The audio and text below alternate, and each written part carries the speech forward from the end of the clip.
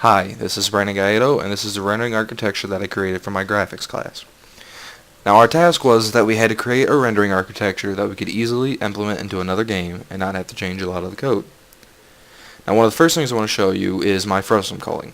As you can see, our frames per second is only at 15 right now, and the object rendered is 216. If I turn on my frustum culling and we zoom in, now you see that only 4 objects are rendering, and I can take that down to even 1. And now the frames per second has gone up, because now we're not drawing any of the objects that are off the screen.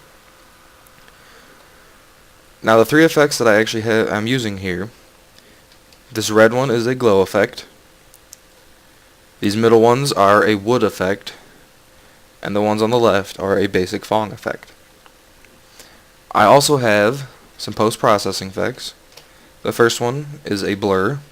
You see it blurs all the objects. They come more into focus when you get closer to them, and you can actually change the focus distance using the home and end keys. So this modifies kind of where the camera is focusing at. Now we take off the blur. We also have a bloom. Press insert, and now we have a bloom going. As you can see, it shows up really well on the Phong. This basically is doing as if there was a light behind it shining around the edges of the object. And then my personal favorite is the frost effect. This makes it look like you're looking through like a frosty window. So you can zoom in here and you can see how it's affecting each object.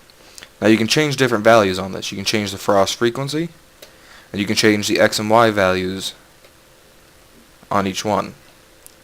And you can just come play with it and see what it does. Now we just turn that back off.